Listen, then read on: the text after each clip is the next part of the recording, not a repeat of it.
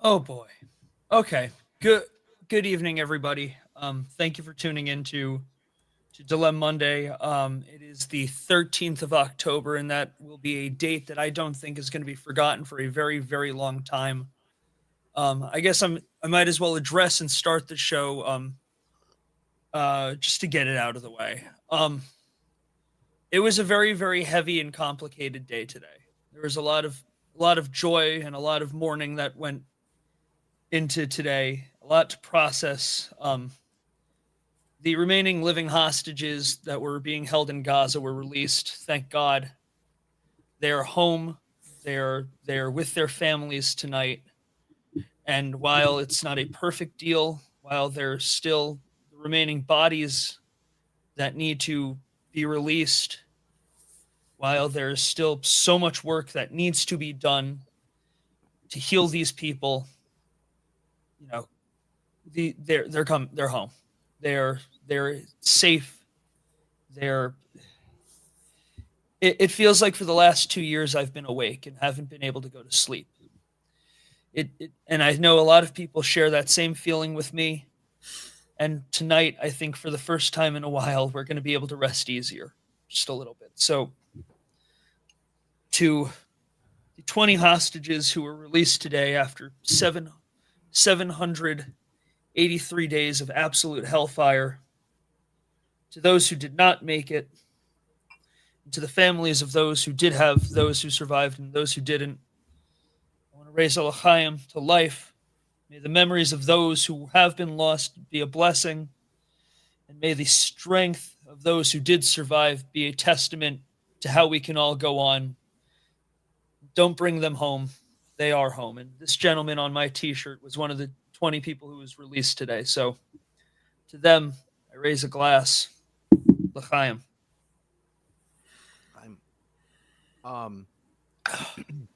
Now that you brought us all down, but for good reason. Look, I was watching at 5 o'clock this morning.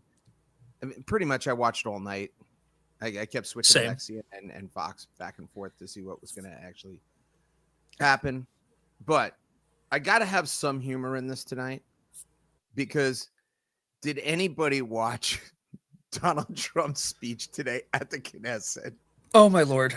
Okay, this is the greatest comedian of all time. Whether you dislike, love, hate the man, when he goes off the cue cards, he's amazing. There is no one funnier in the world. I know he's not trying to be funny, but and I know that there are people out there who said, "Oh my God, it would be funny if he wasn't president." But I'm sorry, I get a kick. I laughed so hard. I woke up my poor wife who was trying to sleep. I'm like, Lisa, you got to listen. This is just hysterical. At one point, he's talking about, but one, he constantly tells everybody how great he is, the greatest player ever done, the best of everything. Come on, there's comedy there. Love, hate, or not, there's comedy. But then he's like, he goes off speech. He goes, I know this isn't on the teleprompter, but Mr. President, would you pardon BB, please? Pardon the man. What's it? Who doesn't like whiskey and cigars? Please pardon the guy. Champagne and cigars, and I know Dave is reconnecting. But yeah, no, and I know I usually try to keep this broadcast from the subject matter, but I was watching, and oh my, But that being said, though, again, I will give credit where credit is due. It after 783 days, love the man, hate the man. hey man, he got it done. He helped. He no matter what, he contributed to getting it done. So, but he got it done. But like I said, one of the greatest, funniest. The other thing, so Bibi gives a speech, the opposition gives a speech, and then Donald Trump, of all people in the world, this was hysterical. He's like, Bibi, your speech was a little long, and then he's like, the opposition guy, like, I don't even know why you get a speech, but it was way too long. And then Donald goes on and triples their length of speech. Dave, did you watch it at all? No, I've mostly just gotten the updates from online articles. I haven't watched much video, but I don't disagree with anything I've heard so far about any of it. Just, like I said, I'm not being political at all. I'm just telling you that his speeches, again, I have a warped sense of humor. I think it was special. It's just funny. It was, and to a degree, here's what I will say with it. It's one of the few times I'm glad he kind of took away some of the he allowed the now former hostages to get to the facilities where they're going to be taken care of, and it allowed for the media to not be just completely just on them, and he did a great job today, and anybody who says otherwise just being unfair. He did a great job today, but again, he also provided comic relief. If you listen to that speech and then you listen to the speech that he did in Egypt too, I mean, and he mixes it in when he's serious, but then he goes, and this is my son-in-law Jared. He's a brilliant genius. By the way, he's such a genius. Look at my daughter Ivanka. She converted to Judaism. Who would have thought that? I never would have guessed that. They're happy though. I think they're happy. Aren't you guys happy? I was like, no, they're happy. That being said, would you indulge me for a second? For what? The parents of Hirsch Poland spoke today, and I don't want to hear that. No, but this is a psalm literally from the Bible. No, I'm leaving. Don't leave. No, goodbye. But, I don't want to hear that. It's a good one. It's about I don't care. I don't want to hear it. Whatever. No, who the hell wants to hear that? But no. I mean, look, there was some great stuff today, and I don't really want to talk too much more about this whole subject. Again, you mentioned it. It's a private matter.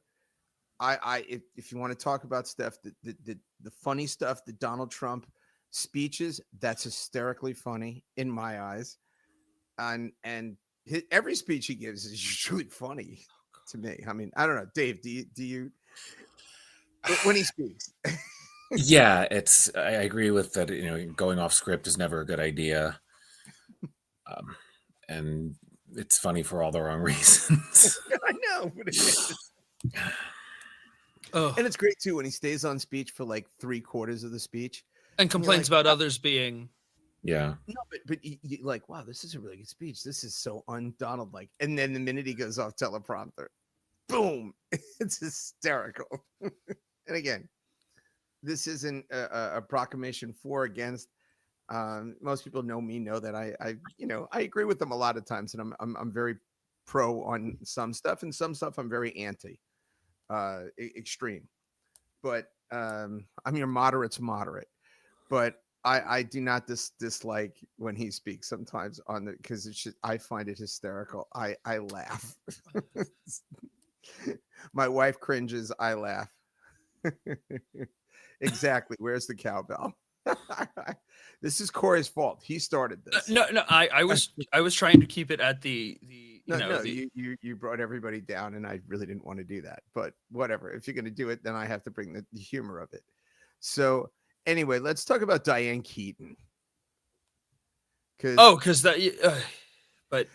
she had funny movies. That was I thought that that was definitely she died on your rules. No, it is true. The unofficial rule of the celebrities of Hollywood and of now is for Dilem-Monday that you are not allowed to die on Tuesday. You can die any other day of the week except for Tuesday. Because we'll miss the whole thing. That sounded like the most neurotic James Bond villain. You are not allowed to die on a Tuesday. And perhaps I am the most neurotic James Bond villain. But yeah, no. Diane Keaton was, and even in death, is still one of my favorite actresses. Actors in general, who ever lived. And we'll get to the point where I get to talk about one of my top 5 movies of all time. She was busy literally for 54 years. She never stopped.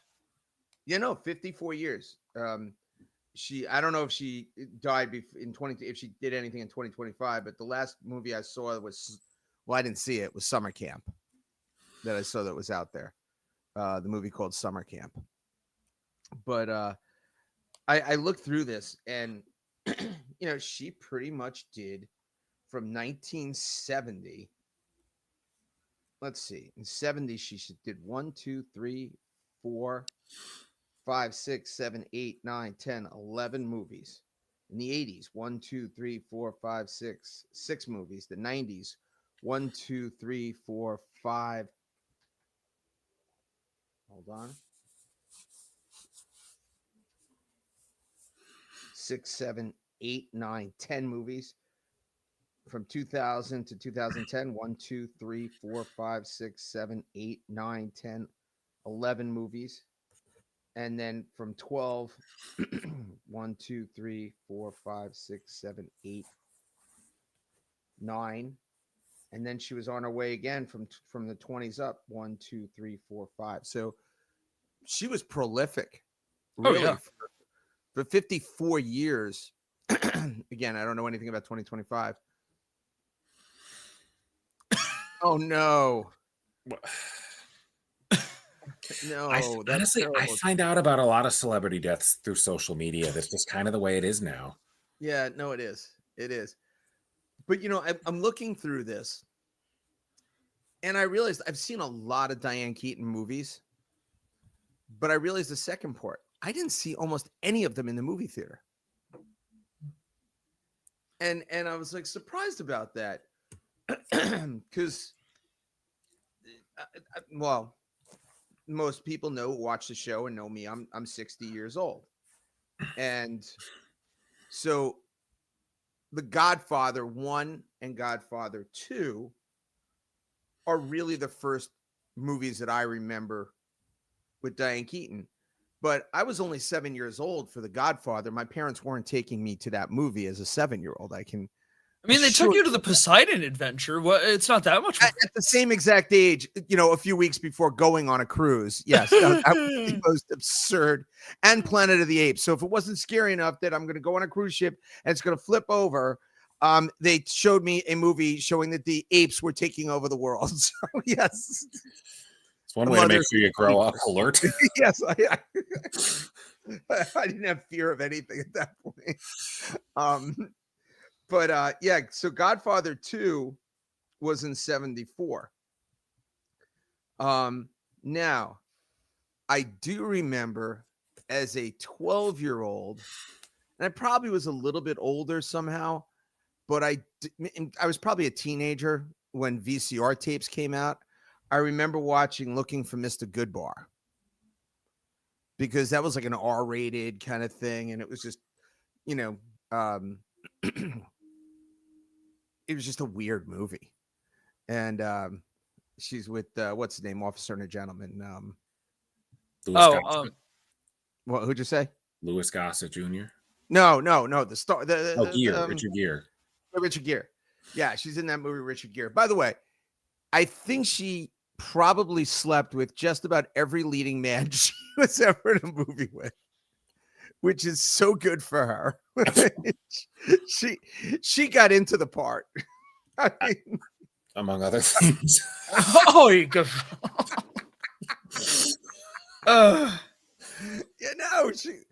mean, and I guess Michael Corleone, Al Pacino. The two of them dated off and on. Whenever she broke up with someone, Pacino was always back, and she wanted to marry Pacino, and he never wanted to. And then I saw today he came out. I'm really disappointed in my, I should have. Yeah. And then obviously she was with Woody Allen. Woody Allen. How do you go from Al Pacino? I mean, Woody Allen, Al Pacino. Well, because he's funny. There's something about a sense of humor. Well, no, among other things, which I think made him funnier. And again, I'm not speaking on his and I know his personal. I gotta ask Dave because I know your thing. Do you like Woody Allen movies? I like several. There's several of his I haven't seen. I mean, he's made several dozen. I like many of them. And she was probably in a dozen, 4 or 5 of them, if I'm not mistaken. She was in a lot. Harvey Wallinger, Love Obviously and Death, Hall. I Will, Annie Hall, Manhattan. I kind of like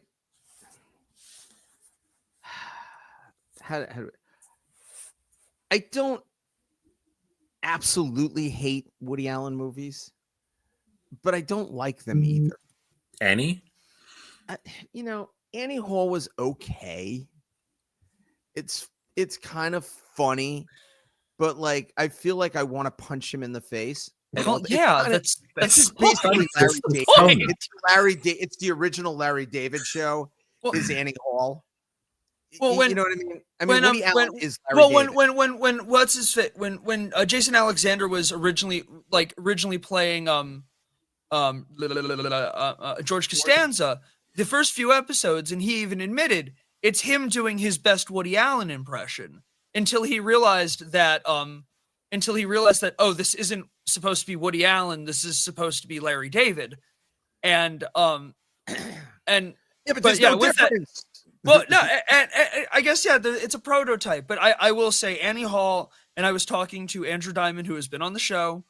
We were both saying how Annie Hall is one of my top 5 movies of all time. That is one of my absolute favorite movies of all time. The writing is so spectacular, and you couldn't have cast 2 better people for the roles that they were playing in that movie than Diane Keaton and Woody Allen himself. It was. I'm not gonna say that you're wrong on that particular thing, but how in the hell could you rate that as one of the top? No. I'm saying it's one of my personal on my top 5 list. Annie Hall is one of my absolute favorite movies of all time. It hits so many things for me. It is remember, you actually grew up in New York. You actually grew up a New York Jew. What I have is a sense of nostalgia that I don't have. To me, that film is connecting me to something that I didn't have on the one hand. On the other hand too, for the eclectic weirdos like me in this world, the fact that Annie or Diane Keaton is something that we can, look up. We have a chance. We have that, and in the small eulogy I wrote, Annie Hall proved to us that you could be smart and witty, but be afraid of spiders in your apartment. That lounge singers didn't need to be divas. That you didn't need to, you could be a starlet and not have to be, opposite, someone who was drop dead gorgeous as a man. The movie, it was smart humor. There was it was it's unfortunately how I feel whenever I go to California. I feel like Alvy in that movie. That is my experience in Los Angeles every time I go.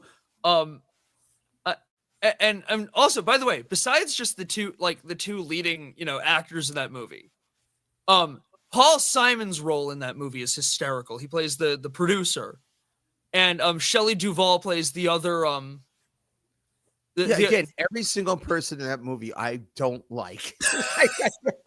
I can't think of a worse group of people. Like Tony Roberts, they are Carol every Kane. I didn't want to hang out with in New York. Christopher Walken.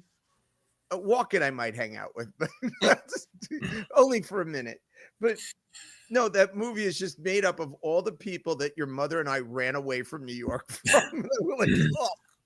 But to a degree, though, that's again. But yeah. Yes. No, absolute. Oh my God. But like everything about say what Phil. Well, I know yes, you showed it. yeah. Tony Roberts has the funniest line in the film regarding Shakespeare. By the way, Phil is one of the best film critics out there. He gives great opinions. I love you, Phil. By the way, happy belated birthday, Phil. Yes, absolutely. One of my favorite humans in the world. Mazel tov to another year. But I like the movie. I haven't seen it in a long time, but I actually know a number of people that would agree with Corey that rank it very highly. I actually attended a wedding this past weekend where the bride's father was referencing that movie in his speech. So clearly it's had an impact on a lot of people. I guess Craig isn't one of them, but there's plenty of people. No, but like that movie, that is the movie that made me fall in love with Diane Keaton. I understand that Diane Keaton could have been my grandmother, but like, and as far as things that go abnormally, I'm gonna quote the movie. It reminds me of an old joke. A guy goes to his shrink and says, "Doc, my brother's crazy. He thinks he's a chicken." And the doctor says, "Well, why don't you have him committed?" "Well, because I need the eggs." And maybe that's the thing about relationships and falling in love. It's irrational. It's crazy. It doesn't make sense. But in the end, maybe we just all need the eggs. Yeah, whatever. I was with you for part of that. I lost. It's funny. You told me that joke 3 times already in the last 24 hours, and I didn't like it any of the 3 times. And again, you don't like Annie Hall, but people do. So, I get it. Look, obviously, Godfather 1, Godfather 2, and to some respect, Godfather 3, but obviously we'll go into the trilogy. But Godfather 1, she does a great job. For a ancillary, really not important character, she actually is very key, especially in Godfather 2. Well, she is in the first 2 movies, she's a main character. Yeah, but Godfather 1, she's not as main character as Godfather 2. Obviously, when she leaves Michael. Well, she's more of a in the first. It was a boy, Michael. It was a boy. Which is my God, what an absolutely that scene is just. And it's also crazy how different she was in The Godfather than really the rest of the role. Like every other role she ever played. Like when she played Kay, that was a whole different mindset, a whole different thing. But like look at that, or versus Manhattan, versus Annie Hall, versus Father of the Bride. Well, she dressed like a woman. And she dressed like an attractive woman. Oh, no, she dressed cool. She was fun. She was quirky. That was, and I think that was what was so weird about Kay. Kay is not fun, weird, and quirky. No, she is at all. Not at all. No, she was. I thought she was great in Father of the Bride 1 and 2. I loved both those movies. So good. She did not want it. She loved the first movie, and she did not want to do the second one. But apparently, they're stupid having her get pregnant and having a baby. It was dumb, just dumb, and it wasn't nearly as good as the first one. Was funny.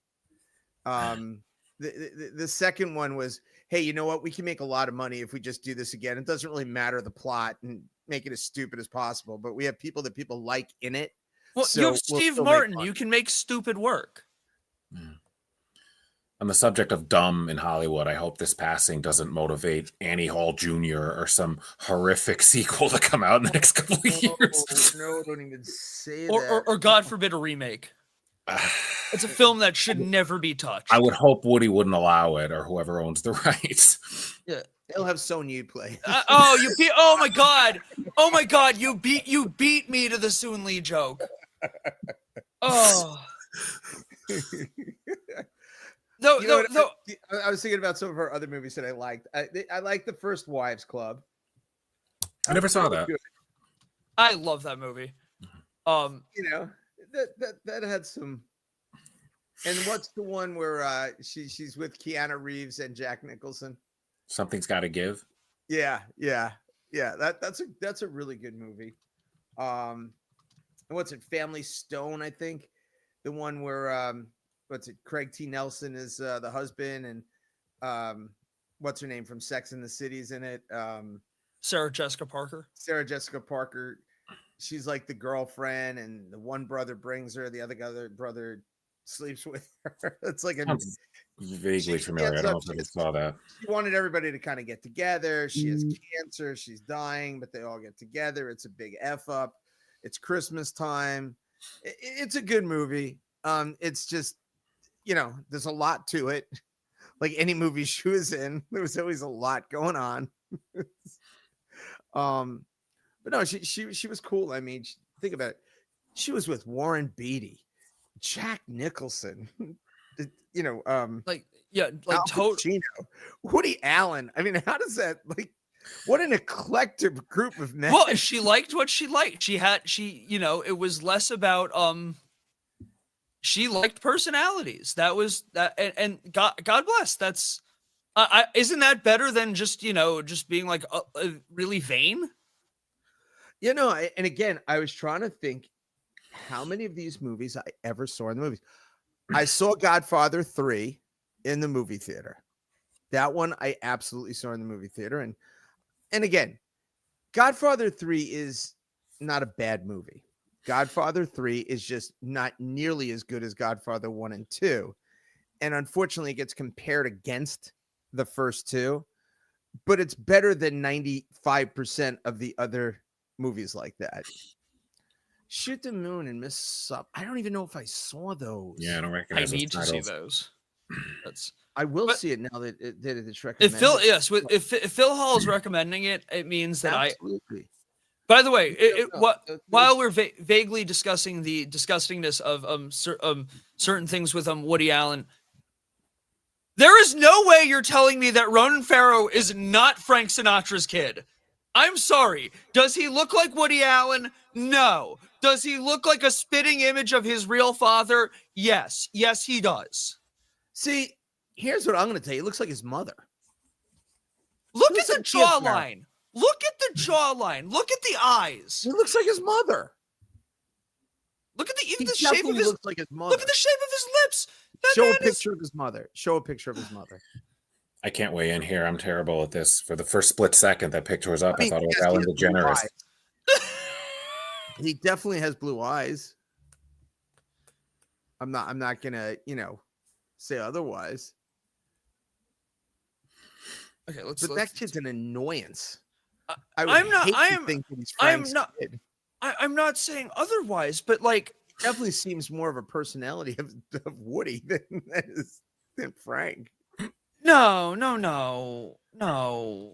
Frank was cool and lovely. Well, I didn't say that Frank Sinatra wasn't cool, because he was like the epitome of cool.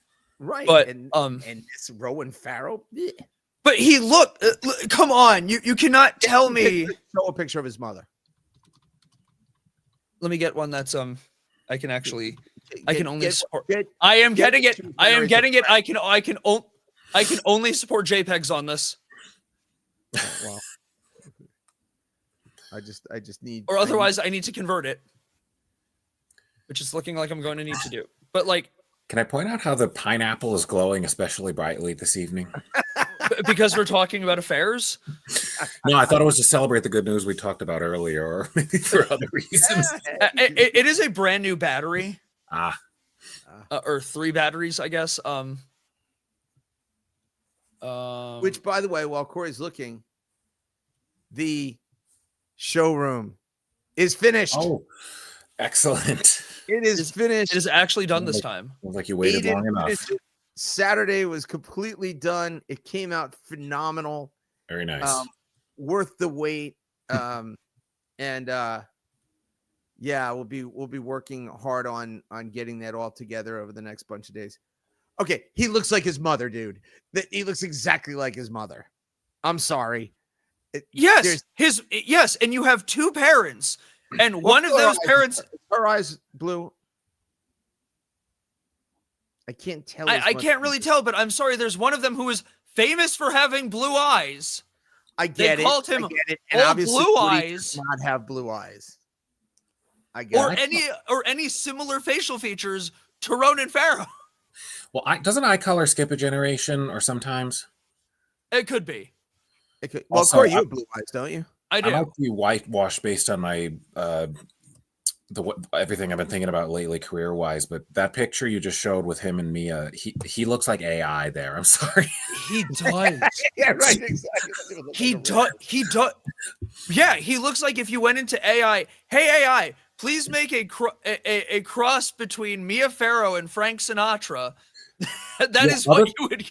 Other than the fact that the picture is centered on both of them, I would have thought it was a picture of Mia Farrow and somebody just added in a guy that roughly looks like a relative next to her. Yeah, right. Thank you. Yeah, no, but like there is no one convincing me otherwise that Ronan Farrow is not Frank Sinatra's kid. But no one's ever proved it. We're going to turn this into Maury. Wouldn't it have been an easy yes, please? I used to love you are not the father. And Woody would be like, "Oh, thank God! Absolutely, thank God." So here's the thing: if he wasn't Woody's son, and he despises supposedly his father, he could have very easily done a DNA test anytime he wanted to prove that Woody was not his father. Maybe he doesn't want to disgrace his mother. Bullshit. I've seen his terrible things that he said about everything. I don't believe that Frank Sinatra was his father. I do believe Woody Allen is his father, because if he was not his father, he wouldn't continually go after him. Because it wouldn't matter. He's not my father. Or maybe he feels the immense guilt of having that man as his father. I don't think so. I think if Frank was his father, he would tell people. This kid goes for the bucks. He would totally say he's Sinatra's kid. There's no way he wouldn't. He's not in. He doesn't care. I truly believe it would be so easy to find out if he is or is not Frank's kid. He's Woody's kid. He looks like his mother. Yeah, he got blue eyes. So everybody's he looks like his mom. Thank God for him. He's lucky. Definitely got the better set of genes than his dad. But no, I do not believe that he's Frank's kid, because if he was Frank's kid, he would have proved that Woody was not his father a long time ago. It would be so easy. Who knows? I am in the camp of I believe that is. Do you think Woody would want to know and tell people about it, that he's not his kid? He hasn't been exactly the best kid in the world either. Like he'd be like, "Oh, she cheated on me. It proves everything that she was the bad person, not I." He did plenty of other things too. I get it. He's with the stepdaughter. No, I'm saying there's no way that guy isn't his kid. There's too many reasons for him to say that he isn't on both sides. They would both tell everybody we're not related. Simple. By the way, remember Woody was living in West Hartford for a while? You'd see him walking around in West Hartford with Soon Yi. That's wild. Didn't know that. Yeah. I always assumed that they're like New York based. No, well, remember they lived in Connecticut and Litchfield too. That's where she lives there. Mia Farrow. So she's from know who Ronan Farrow does not look like? Soon Yi. Oh, geez, I forgot about this.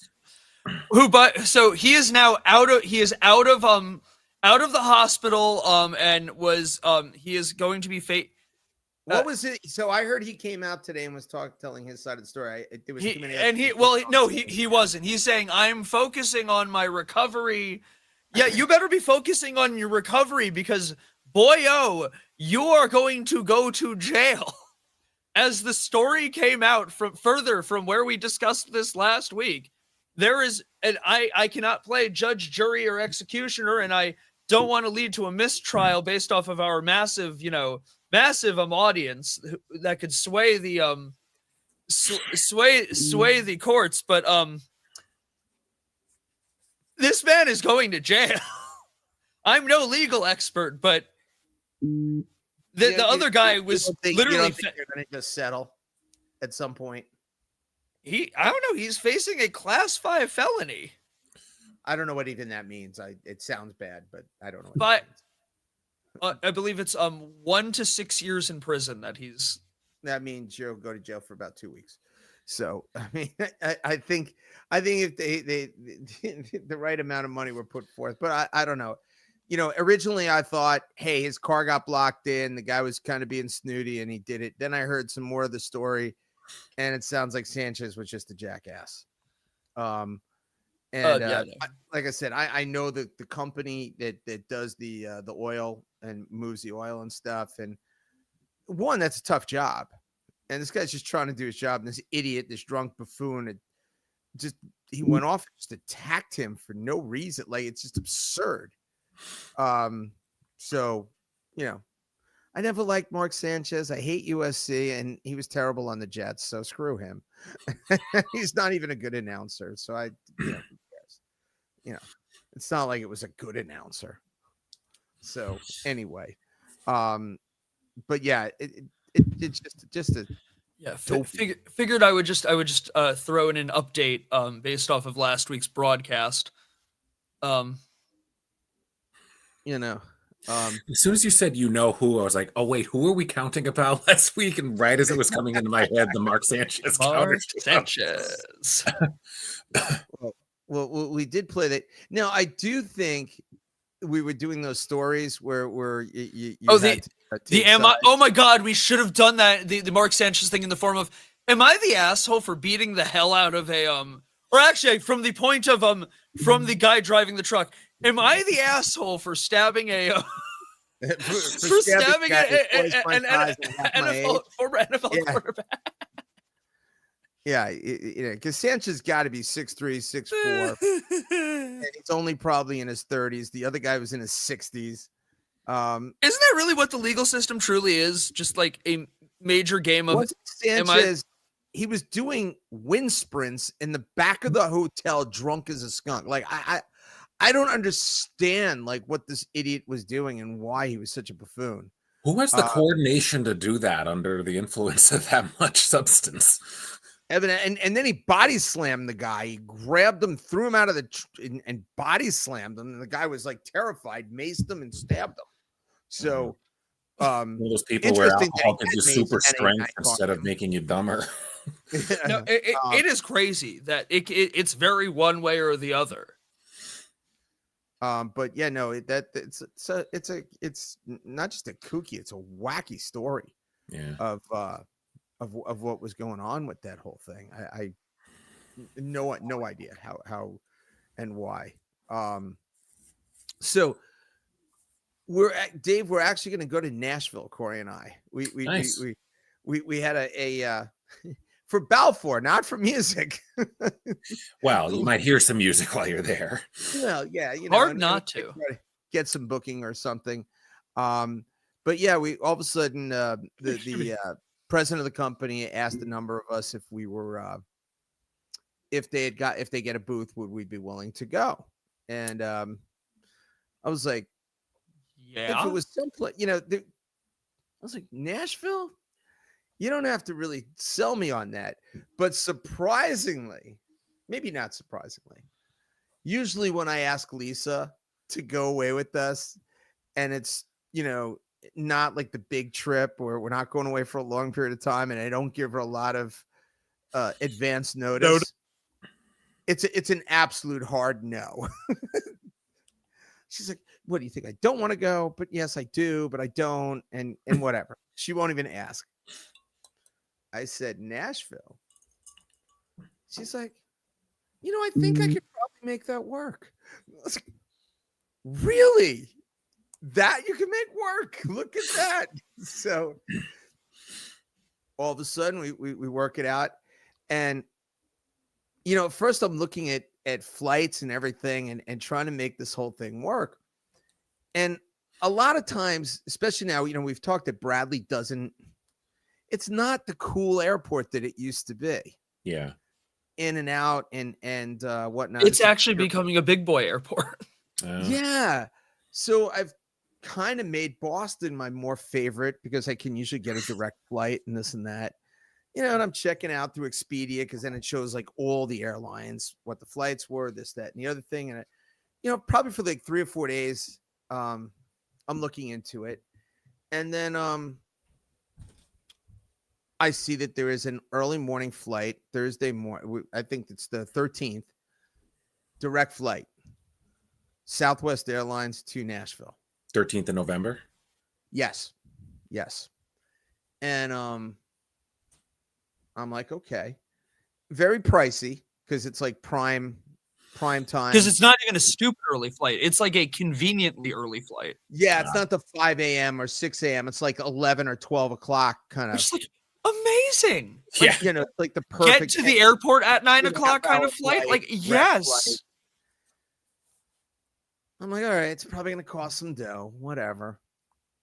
Then lo and behold, we haven't looked at our points on our credit cards for Southwest ever.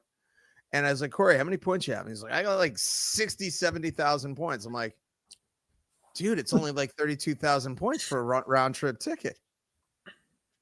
So take that ticket. Then Lisa, I'm shocked. She had like 30,000. She needed 32. So she only had to buy like $40 or $50 worth of points.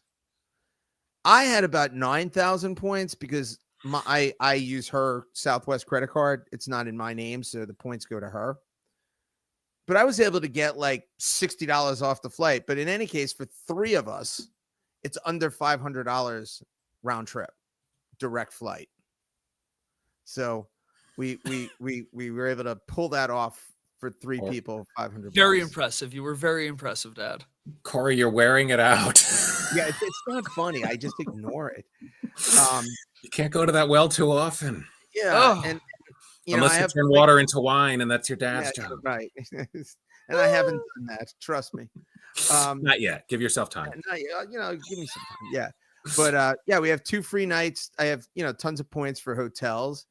The only thing that I would like to do. So the convention's actually at the Gaylord Opryland, the resort. Yeah. What? I know the thing I want to do that we didn't get to do last time. Okay, well, I'm finished this. You say finish yours, then I'll tell you mine. So the students, it's the Journalism Education Awards. So it's all the like top yearbooks in the country, all the schools. Actually, not even the country. It's from all over the world that actually go to this thing. But I got our neighbors from up north, eh? Yes, I would like to stay there. And the last time we went there, we stayed there for a day or two during the MLB winter meetings. I think it was November, also, wasn't it? It was November, and we were there 2 years ago in November. I confronted the Twins delegation. Yes. About taking I confronted the Twins delegation and cornered them in an elevator where it was like, you took away my my rock hats from me, but that's okay. And actually, admit it, those guys started cracking up because they're like, we haven't heard about the rock cats in I don't know, 10 years. Yeah, but we're also next to the Yankee minor league guys. They were in the room next to us. Oh, yeah. And that's when we were when we thought it would be a great thing to have that motherfucker Juan Soto. Yeah, but we got him. We did get him that day, and then we lost him. Yeah, well, then the Mets lost a lot of money. I saw that they had the highest payroll in baseball, and they were the only team of the highest payrolls who did not make playoffs. So, anyway, hey, you know what they say? Get fucked. But what was I going to say? but we can't get in there until Balfour buys a booth. I don't think I can use the lower price tickets because otherwise it's $500 a night to stay there, and I'm not paying $500 a night for anything. So we're staying like right next door for $120 a night. It's, much better. Oh my God! This is actually a breaking update. What? Alex and Billy Baldwin were just in a they were in a car accident in the Hamptons. They hit something head on. Damn. It's not a breaking update. It was about 2 hours ago. Well, I just got it on my thing. Yeah, I saw it a few hours ago. Ugh. Gee, shocking. Two guys who are drunks were in a car and smashed into something. I mean, two guys from Long Island, from Rockville Center. So, it's really hard to do that actually in the Hamptons on a one road highway. Challenge accepted, I guess, by some. And especially the Hamptons, you go like 1 mile an hour because there's traffic. It's horrible. Especially on a holiday, right? Never been to the Hamptons. Only been to Long Island a handful of times. Like, are you missing much? No, I mean the Hamptons are really nice. It's just that no, they are. I'm not saying otherwise, but like they don't want us there. We don't want to be there. Like me. I don't know about you. I feel there's not much to do in the Hamptons if you don't have $1 billion house. They have other than pretend like you have $1 billion house and Montauk's nice. Yeah. You and I went up to the lighthouse. That was we cool. did. That's cool one time. No, and then you go to Gurney's. Yeah, there's cool things going on. I like but and this is no hate for Montauk or the Hamptons, but like it's like and you usually could run into someone who's cool. I mean, yeah. What is wrong with But you? know what? I ran into Fran Lebowitz in New York City. I think that was cooler. Another person I really wouldn't care about. Oh God, I hate you so much. She deserves to be in a Woody Allen movie. Like, once again, mentioning of what? She dressed like Annie Hall. She dresses like Annie. You're Hall. not wrong. I know I'm not wrong. And listen, once again, shockingly enough, Andrew Diamond and I talk about our love of Annie Hall. We joked about I spent like a few days in New York City. I had nothing to do. And the two of us are going around. We kept joking, let's have the most Fran Lebowitz like weekend of our lives.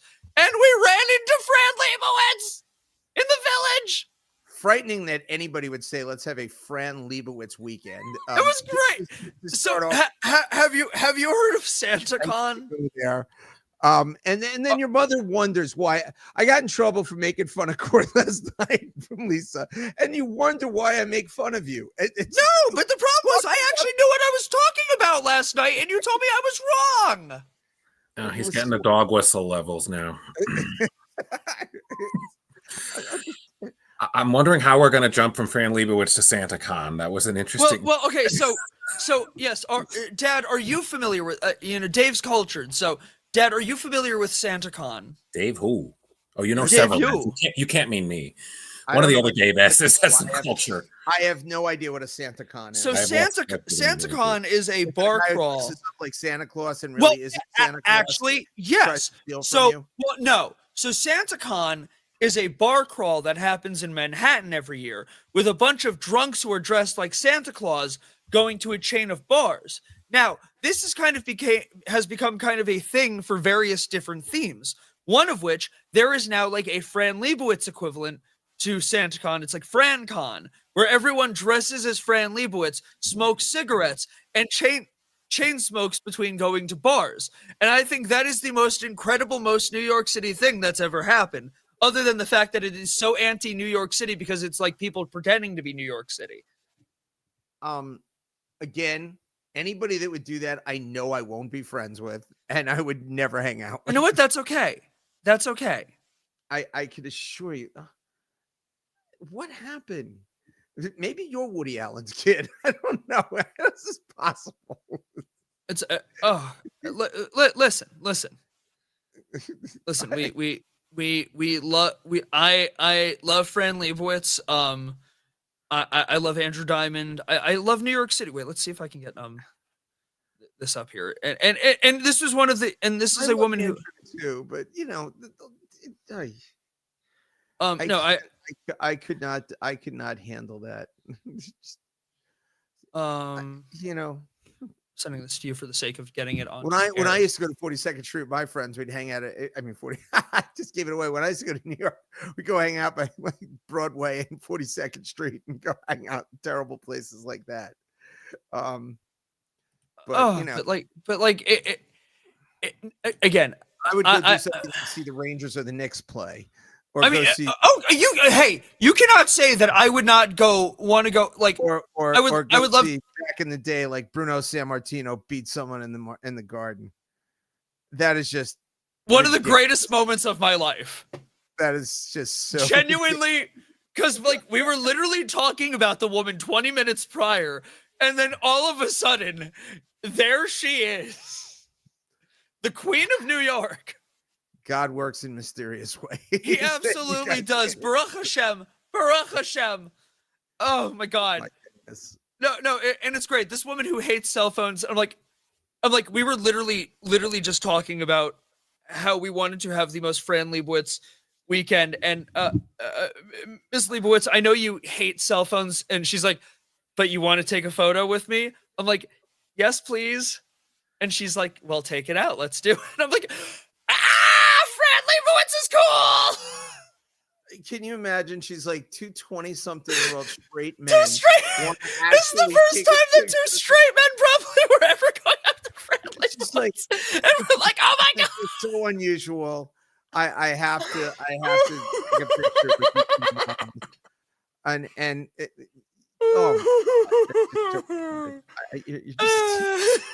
I really can't be related to. There's got to be something somewhere.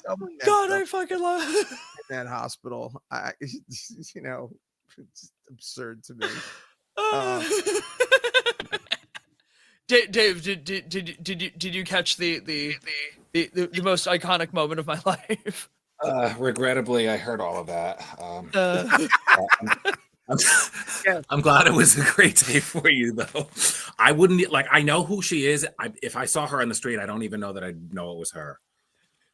And again, probably we were a few of the few people who probably did. Though there were a bunch of people looking, like we were waiting for our reservation. I forget what the name of this Italian place was. It was like right outside the village, not directly in the village, but right outside the village. Really good. It was phenomenal. And there were people like outdoor dining, because this is still we are just out of like, you know, people actually giving a about COVID.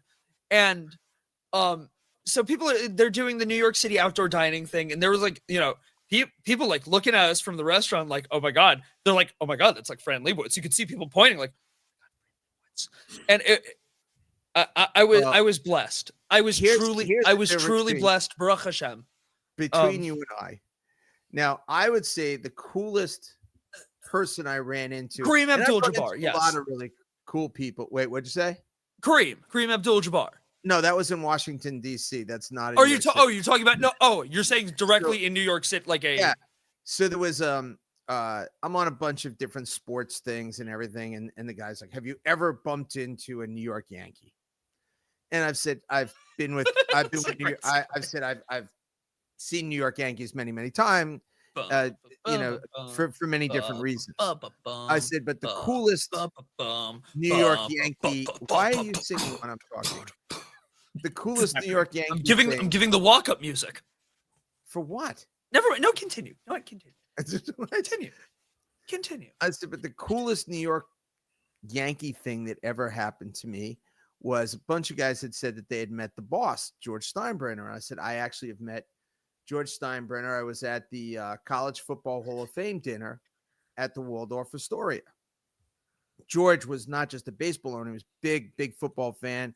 He was best friends with Otto Graham, who was an all-time great quarterback for the Cleveland Browns a billion years ago. So George was one of the guys there, and I got to meet George because we gave out the rings for the Football Hall of Fame, and we got to do some cool stuff. And I had met George, but I also that was the day that I got Corey at the silent auction. I was able to get him the Imagine album, the gold Imagine album that's in our studio.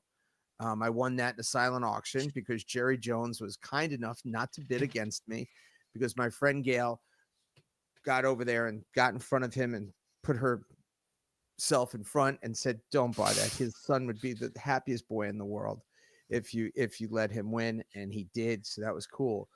But God bless you, George. yeah. But the next day, and God bless you, Jerry. The next day, I now got to buy something for Alicia, right? I can't buy something for Corey that's so cool and not get something really cool for Alicia. So we went to the American Girl store, which was right over, not too far from where we stayed. And at the American Girl store, who do I run into on the line with me is Mariano Rivera, the greatest relief pitcher of all time. He's buying tons of dolls to bring home to the Dominican. Greatest, nicest guy in the world. We had a wonderful conversation online. And I said, you know who I was with last night? I was with the boss. I saw George last night. And I was telling him where I was. We had a great conversation. So that's cool. What do you take my Enter Sandman? I just figured it out. All right. Dave has no idea what you're talking about. When Mo came from the bullpen, that was his song. Yeah, that much. One of the few things about sports that made the connection. Stop! It's so irritating. But yeah, so that was that. By the way, if you're interested in buying a gold tone Mandotar, hit me up. I'm a licensed dealer. I thought Mandotar was one of those drugs you're supposed to ask your doctor if it's right for you. It certainly sounds like one. Or one of those ones that you buy it. So the Mandotar is kind of like what happens when you mix Mia Farrow and Frank Sinatra. No, kidding. It's what you get when you mix a guitar and a mandolin. It's tuned like a 6-string guitar in the shape and size of a mandolin. So if you don't know how to play the mandolin, which I actually do know how to play the mandolin a little bit, but I know how to play the guitar a lot better.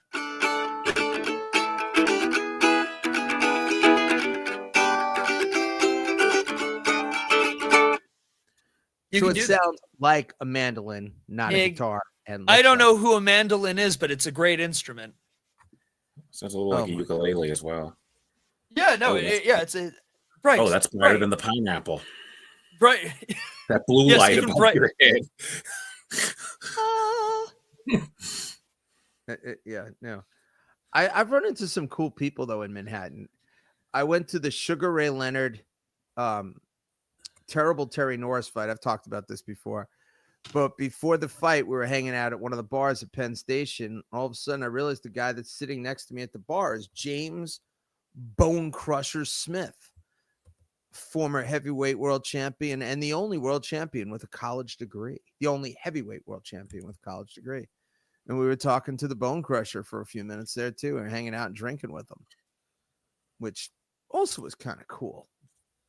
Manhattan, that is what Manhattan is cool about. That you do run into like those kind of celebrities. Well, isn't that the appeal, that why a lot of celebrities decide to live in Manhattan? And I know it ultimately didn't work for John Lennon, but originally his whole thing was, I'm anonymous in New York City. Yeah, I'm John Lennon, but I can go walk around, other than when you're leaving a limo and there's a crazy guy who read The Catcher in the Rye. Well, a stalker can show up anywhere. I mean, yeah. And he literally came from Hawaii. Who would have thought that what's his face, who shot Ron Reagan, would get out of jail before Mark David Chapman? And isn't he like a touring musician now?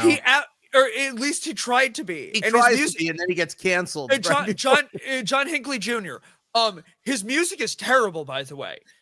I had to, for research purposes, listen to John Hinckley's music.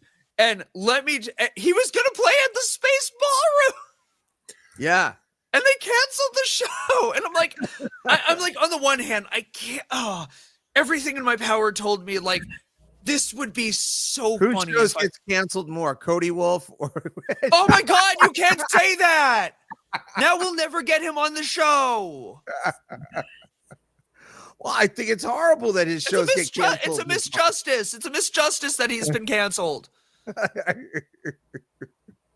by his own actions. I digress. I genuinely think that John Hinckley has had more canceled shows, and that's impressive. You know, I told you I dated this girl, and she had her apartment was right next to John Madden's in the Dakotas, because John Madden also lived in the Dakotas. She was really obviously she had wealthy parents. And, really? She lived in the that was one of her Dakota. houses. She also had a place in Great Neck too, which was also very, very nice. But I chose your mother, not this girl. I'm happy. Just want you to know that. I can't be bought, damn it. But it was relatively easy to just walk right into the Dakota. You would think, the whole doorman thing and the whole that like they'd have better security. Again, how well did it work for John Lennon? Well, he walked outside at least. He did go outside, but when it happened. But yeah, there's not enough. You would think there would be more security in that area based on all the people that live in that building or lived in that building. So, yeah. Her father was was really her stepfather that was super rich. He was one of those junk bonds guys who probably ended up in jail at some point too. He worked with Michael Milken. So and I'm getting the photos as we speak. The other crazy cool thing you can do in New York City that I feel like most New Yorkers don't do because it's just so touristy. But I am at this moment in my life, I was there as a tourist. Going to the Today Show. Hanging out with Uncle Al, and I had not been to the Today Show since either was it before 9/11 or right after 9/11. Well, Katie Couric was still on the Today Show. She took you in her arms. Oh my God, she was so cool. Oh my God, I will never forget how cool Katie Couric was. Yeah, Katie was definitely cool, but Al's the coolest. If you don't like Al Roker, you're kind of a terrible human. If you don't like Al Roker, there's something so desperately wrong with you. The man who's responsible for me not getting enough sleep in middle and high school, Carson Daly, used to have the best show on NBC late night. His show was after Jay Leno, after Jimmy Fallon.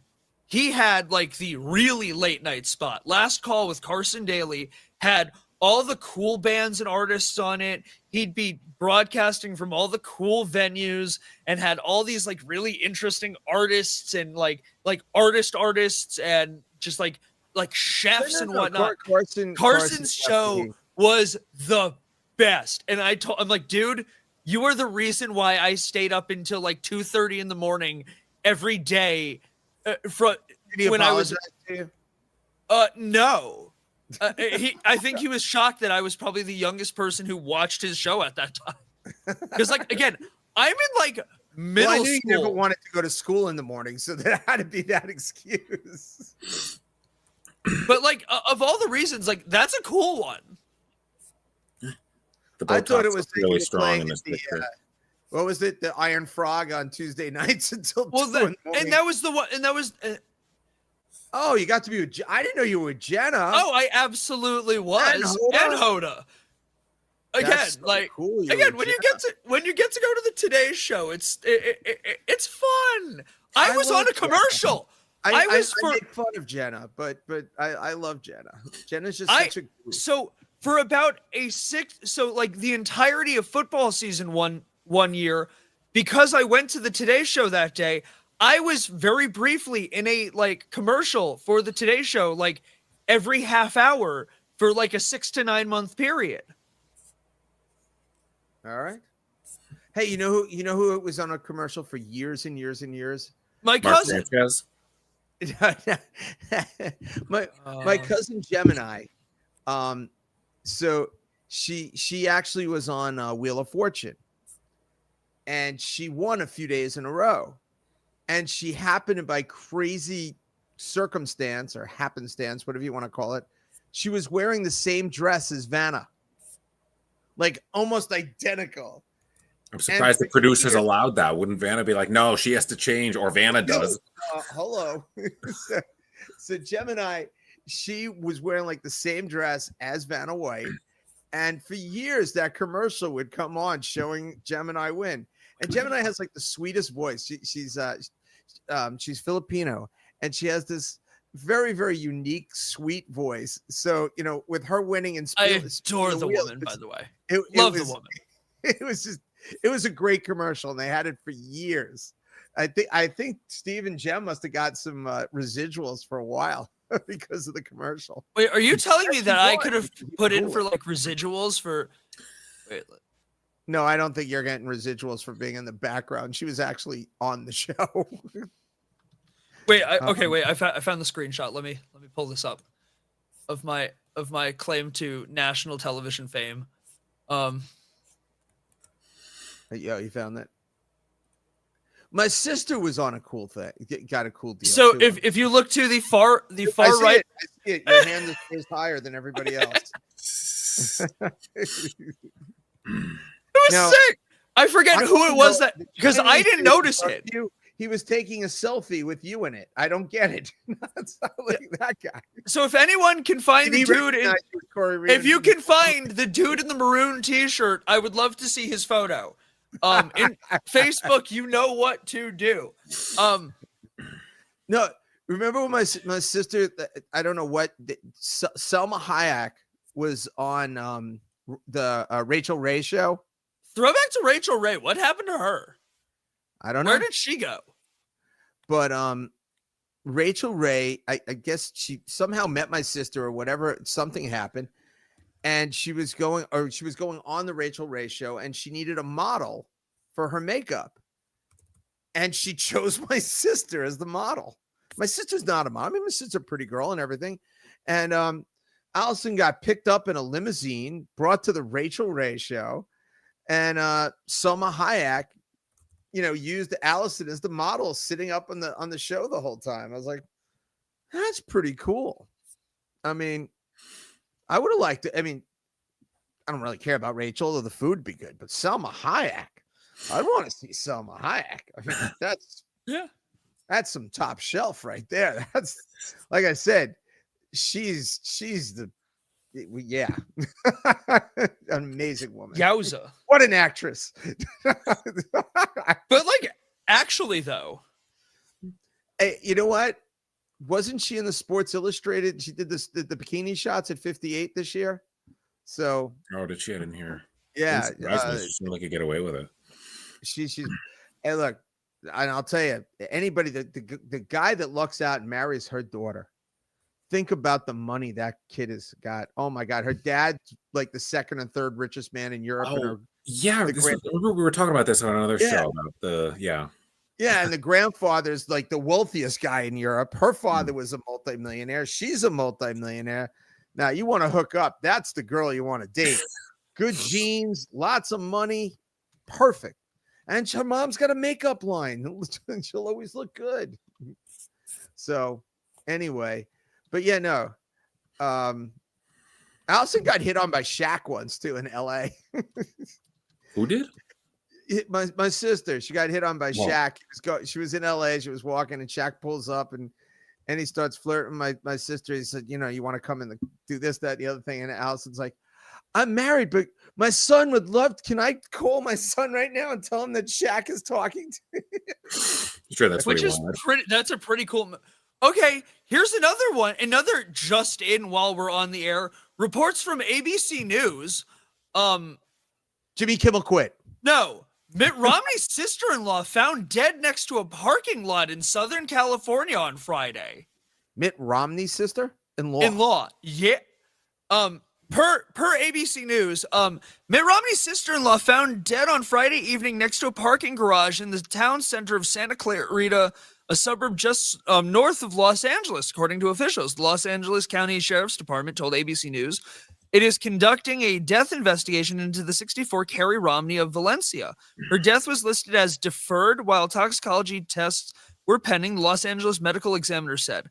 Preliminary information indicated that she had jumped or had fallen from the garage, according to sources. Ooh. Yes. Ooh. Look at us. We're getting like an actual oh my God, today is like the most news-driven Dilem-Monday we have ever had. Yeah, 3 big news stories. Look at us. Look at us reporting the news. I think it was just someone who was unhappy. Who do we think we are pretending we're news people? Jimmy Kimmel, and I'm ending it at that. This is a warning to the world. No news tomorrow. Nothing big. Can't happen. On myself. That was on myself. You know, and you missed my whole Bain Capital joke, but whatever. The day Corey has to pull the cowbell on me is the day I need to go to the hospital. Oh, jeez. God forbid. So which means things aren't going to be well for me at that moment. You know what? I was gonna talk about your gigs last week. So the marathon. Yeah, the marathon was really cool Saturday. It wasn't awful. It was first of all, the weather was beautiful. It was an idyllic, sunny blue skies, white puffy clouds. Oh my God. If the marathon was that every year, I would be more enthusiastic about it. No, it was because Corey had a gig the night before, which was a nice gig also. Really cool place. And, Czechoslovakian. Well, Euro Czechoslovakian restaurant. So they had, and Czech food's kind of like Polish food, you know, like pierogies and like Hungarian goulash. They just call it different names. But it's that Eastern European Slav. type food. Wait, what? It's Slavic, as I'm doing the Slav squat. Slav squat? What? Shockingly, we're not geeks. We've never heard of the Slav squat. What the? Is that a workout? The Slav squat is so picture like pretend I was wearing an entire Adidas tracksuit while also just like squatting. I'm just thinking potty squat. Where does this go? This better not be like a Bulgarian sex position. Yeah, it's just weird. It's just a weird dude. It's so weird. Anyway, really nice place. I highly recommend it. What was the name? It's Blue Heron. The Great Blue Heron. Great Blue Heron Cafe. You talked about this last week. I remember. I didn't realize it was Eastern European. Really neat place. And this is I thought this was going to be the rest. Show me the pretty girl doing it. I don't want to see the dude. Well, it's her I'm right just, there. I'm just saying that is all of those. That is the Slav squat. That's a lot of people squatting. Yeah. But so it was a cool place, and I loved it because it was right off 84, straight down 84. You get off the exit in Carmel, 5 minutes right off the when you go to one of those places. I didn't have to go 400 miles up a mountain, down a hill in the middle of nowhere land, right on the main road. Plus, then they had ample parking and right on the water. Good combination. Gorgeous place, nice people. Most of the people stayed the whole night that were there. Just an enjoyable, really good food. Oh my God, it was great. Yeah, I mean, the food was phenomenal. We had this again. It was probably more like a beef stroganoff goulash type. Yeah, thing. It was somewhere between the With two. chicken too. Oh my God, it was like a creamy paprika sauce. Yeah, they called it like chicken paprika with egg noodles, but something it was like basically that. Hungarian goulash or beef stroganoff. Was it paprikash? It might have been. Okay, that's another common dish I know from that area. It sounds like what you're describing. Very, very so really good. I got to tell you, I devoured that thing, and then I had this raspberry tart thing that was. Yeah, I think paprikash. Yeah, that was it. Really good. Yeah. No, good food, great service all night.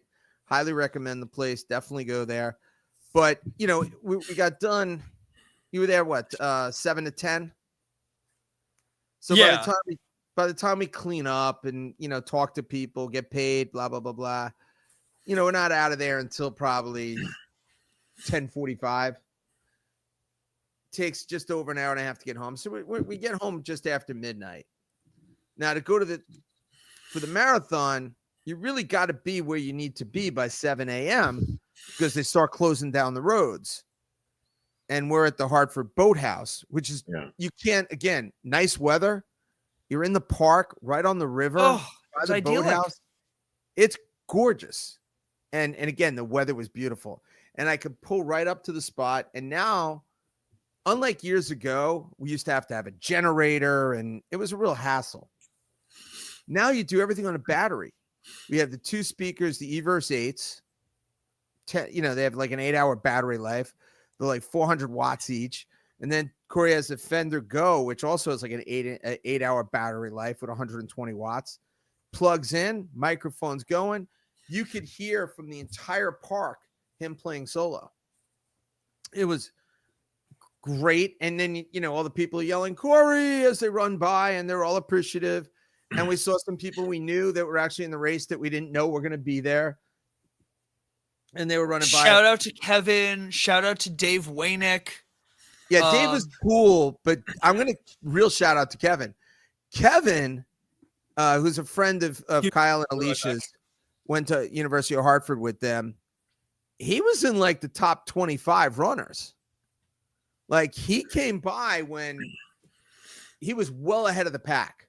He wasn't near first place or anything like that. But very impressive. And I know he did run at UHart and everything like that, and he's in good shape and everything. But he came by, I was like, yo, dudes. And I'm like, that's Kevin. Holy shit. So that was fun. No, it was if the weather is like it was, it's great. Yes. The Hartford Marathon, if it's cold. Oh, I'm sure. It's not a lot of fun over there, especially in the park when the breeze on the water. It could be sub-zero in that spot. But it's usually awful. Yeah. Well, it's October. It's a crapshoot. It could be 80. It could be 30. Yeah, like Corey's playing on Saturday, up in the Berkshires. Pray for me. So you're playing a song by the weekend. Yes, Saturday's playing in what's it, Lee Mass? Lee Mass at the. Oh yeah, that's like an hour and change from where you are. Yeah, yeah. But it could be absolutely gorgeous there too, or it could be freezing. Yeah, it's outdoors. Yeah, it's an outdoor gig. So we'll see how. I mean that is the we're at that season where you're still getting outdoor gigs. Yeah, but not as many. It's more and more a lot more solo gigs than full band gigs at this point. Right. The season is very interesting. From April to November, you're very, very busy because you still get outside gigs. Yeah. But really from November till March, it slows down, especially for the band. Solo, Corey, tons of stuff. If he wanted to play every other night, he could. And we just don't have him doing that because there's no need to. It's weird that's opposite, because that's like the opposite for comedy. It's busier from like October through like April, probably because comedy is usually indoors. Yeah, right. Yeah. But, yeah. So Corey, you need to be a comedian in the winter, and musician. And Dave, you need to be a musician in the summer. And do you need like a triangle player? I feel like I've asked you this before. That's about the extent of my musical skill. I bet you would have more rhythm than my daughter. Oh my god. Oh, who's watching? That's a low blow. No, Alicia knows. She I love Alicia. She's the best in the world, but the girl is so white. She just has she has no rhythm at all. It's just she was in Corey's band. It used to be what was the name of the band and the Hot Chicks? It was it the Valley Six at that point? I don't remember what it was. One of the early high school bands and the Hot Chicks. So this girl, The Direction, the Direction, and the which Hot Chicks. predated One Direction, by the way. I would like it to be known it It predated used to One Direction because you had the name The Direction. so, Probably not. Not much of a Simon Cowell, go fuck yourself. But I was in the middle school and high school band for 6 years. Actually, that's the extent of my music. Really, I didn't know that. I was in from elementary to high school. I was a trombone player. I haven't touched the instrument in decades, but I feel like if I picked it up and the fingering and all the bits might come back if I try. So wait, were you a clarinet player? Because you said no. I don't know if Corey has any Jethro Tull in the catalog, but if you ever need this, I could try. I have 2 flutes in the house. I could try. I have an open hole flute even. What is that? I don't. So it's under the valves instead of having the instead of them being plugged, you can use for if you want to get more breath through it to get a little more oomph to it. It's a little harder to play, but it has the benefits to it. Okay. Are there? It's my sister. My sister was a very good flute player. That is the one. She never credited herself enough. She was very good. If you want to bust it out next time I come over, I'll give it a try. I promise nothing. That will be phenomenal. Corey, you need to give me like some sheet music that's fitting, like Mary Had a Little Lamb or something. Because again, it's been a long time. We probably have some old sheet music from Alicia, probably sitting here. Well, even as long as it's like, just something. I'll try. Again, I promise nothing. So I got Corey nice guitars. I had to buy Alicia a really nice flute. So, the one year I spent like $1,600 on her flute, and now it sits in a closet.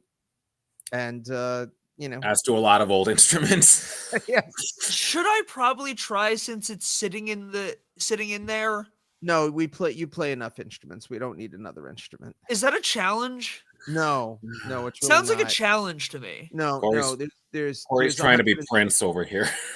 Yeah, there's 106. There's 106 guitars in this house, or as you say, things with strings between basses, ukuleles. Well, that would not be a thing with strings. That would be a thing with valves. There's also a ton of keyboards, drums, pianos. There's way too many instruments in this place. So please, let's no more instruments. But the reason I brought this up about Alicia's rhythm abilities, she would have the tambourine in hand. And one of the guys who was playing guitar in front of her was like, Alicia, you have to stop playing. You're killing me.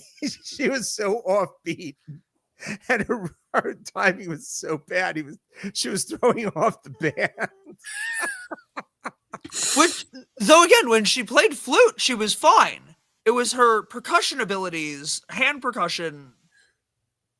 Well, I've heard and Corey, you could probably back this up as someone who can play percussion, that learning it involves you have to be like a fraction of a second off from the band because of the delay and when you strike it, when people hear it, and mastering that is a big part of playing percussion. Is that accurate? You need to be the confident one. Like, again, the other instruments, you have a little bit of wiggle room. Okay, because that's just the natural order of things. But even if you're off, you need to be confident in being off. And that's what it comes down to. And that's why, being a percussionist is, I would argue, harder than being a drummer. The drummer gets to determine it. They can be off. They don't have to be off. If you're the percussionist playing with a drummer, you've got to be dialed into another crazy person who's determining, and they get to play God. The drummer is playing God, Deus Ex Machina, God from the machine. That's yes, but if you have like a great bass player, like we have Jack's, the maestro out there. Jack really dictates the tempo of the band. And if the drummer is off, Jack brings the drummer back. If everything's going wrong, like the guitar player's off or something's wrong, Jack fills it in with the bass. That's why Jack Tucker is one of the best players around. He's one of the best musicians I've ever met. Everybody, when they play with the dilemma, says Jack's going to be there, right? And I can really only think of two drummers who were not the one that everyone else based themselves off of. Charlie Watts of the Rolling Stones went off of Keith Richards. He allowed Keith, you're the rhythm guitarist. Know what? I'll go off of you. Charlie Watts is like, I'm good enough that you do whatever you want and I'll go with it. The one that's probably the unique one that is definitely not the normal case, and nor was anything about this man. Keith Moon used to follow Roger Daltrey. It's the one time where the drummer's following the singer. And if you listen to it, if you listen to like an isolated like take of just the vocals and the drums on these Who tracks, Keith Moon is playing very lyrically. He's kind of going with whatever Roger's doing because he's like, know what? The rest of the song follows the singer. You're following the words of the song. If I kind of go with that, I'm not going to be off, because if the singer's off, then everything's off. But if the singer and I are aligned, you know what? Like, go f*** yourself, Pete Townsend, and go f*** yourself, John Entwistle. You're good enough. Follow me. And I'm following Roger. Cal follows you. And that's why he's the closest to Keith Moon. Cal. Minus taking like, you know, like bear tranquilizers and whatnot. I love. Well, no, not Cal. Keith Moon. Hence, I said minus taking. I said very much like Keith Moon. Minus the bear tranquilizers. Just hearing the phrase "horse tranquilizers" was unexpected in that conversation. Yes. But no, Cal. I love when Cal plays with the band too, because Cal had, and he doesn't do it to Jack anymore. When Cal first met Jack, you know, Cal's a wise guy and he's fun. I love Cal. He's one of my favorite people, and he's one of my favorite drummers. But all the other drummers in the band, really, Jack is the god. They follow Jack. They listen. They let Jack lead the way. Cal will have fun with Jack. He plays it exactly right, but he'll throw some jazz stuff in there, some extra notes that are technically right, but not the way it was. And he does not follow Jack. He keeps Jack just awake. Jack cannot let up if he's playing with Cal. So it's a lot of fun when the two of them play together. You know, we're definitely like Dom and Mike. They do not move from Jack. They are watching. Although I will say this, both Dom and Mike, they follow Jack, but they follow you too. They pay great attention to what you're doing singing wise. So they're pretty true. And Jimmy's just a fantastic player. I mean, Jimmy's just phenomenal when he plays with us. And when Zach plays, he only follows you too. No, actually, that's not true. He follows Jack. So yeah, no, it's good stuff. You know, it's 9:28 already. Is it really? Yeah. Damn. Yeah, this went a lot faster. You know, after you. Well, it wasn't really a bad beginning. It was an important beginning, and it wasn't sad either. I mean, it's actually wonderful. It's a very mixed thing. Yeah, no, but anyway, Dave, where you're going to be? This Friday, the 17th, will be at the Westport VFW, Westport, Connecticut. Saturday, October 25th, the Masonic Temple in Cheshire, Connecticut, and Niantic Bay Playhouse on November 14th, Niantic, Connecticut, a Friday, among others. You're spread pretty good around the state of Connecticut. Yeah. Yes. Trying. Fairfield County. And that's my website. Thank you, Corey. Yes. County. You're doing good. Mainly because I'm going to be completely honest with you. I forgot to find one, but I just bought this at the Goodwill the other day. I have the original Broadway cast of Cabaret, the soundtrack with Joel Grey. Pretty cool. Willkommen, bienvenue, welcome. I mean, you know, this musical has everything: song, dance, the rise of fascism. What else could you possibly want? A Slav squat. The Slav squat, perhaps. You know, outside it is cold, but inside the Kit Kat it is hot, hot, hot. So make sure you spend your money I just on a always copy of this remember album and the do that. commercial for the movie with Liza Minnelli. And cabaret, un cabaret, de And I cabaret. just find Liza Minnelli so unattractive. Oh, Welcome, bienvenue. okay, please, Welcome. you're bothering me. So And some stay Corey, for stranger. the first time ever, where are you going to be Friday night? Friday night, I am finally going to be at the Little Red Barn Brewing Company, where I'll have beer better than this. Love the Little Red Barn. It's in Winstead, Connecticut. Great people run it. There's great food. Like the kitchen in there is phenomenal. The beer is great. The cocktails for a brewery, the cocktails are phenomenal. So definitely a must have, a must see. It's amazing though that your picture evidently has been up there since it opened. opened. There's a photo that involves me there, but I have not. Is it a picture of me or is it the Crown Aid poster? I don't know. I think there were 5.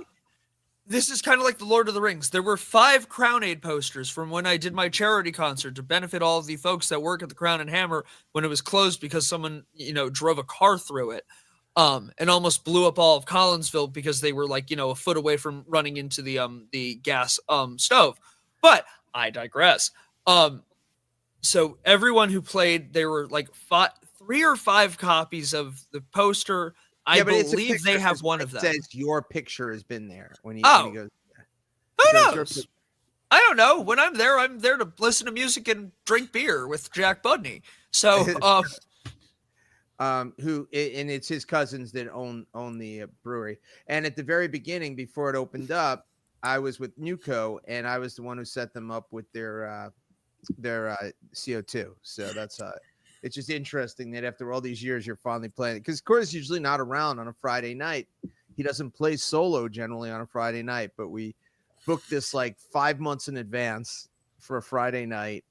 And so we're gonna be at the Little Red Barn Friday night. Saturday, you're up in Lee, Massachusetts. What's it? The Devon Inn? Is that the Devonwood Inn? I believe the Devonwood Inn in Massachusetts in the Berkshires. And then Sunday, we're actually in Westport Sunday, but at a private party. This is an interesting, really great. This young lady told her dad. And when we say young lady, we are talking about like not even in middle school. Young lady told her dad she wanted to have a rock concert, a rock and roll birthday party, rock and roll party. So her dad looked up on. It was like, how do I do this? I guess I hire a band. So he saw us that we were the #1 rated band, and he's like, my daughter should have the best. And he booked us for Sunday, and that was like really cool. Look at that. So I'm dying to see. I'm sure it's going to be a magnificent home, based on everything, and yeah, it pays very well. So it's going to be a really nice night. So, yeah, 3 shows, 3 nights, just like you. It's in October. Well, yours are all together. Mine are spread out a little, which is fine. I don't like you guys. I know you do like sometimes 3 or 4 in a weekend. I know that's really taxing, but I'm good to not do that on a regular basis myself.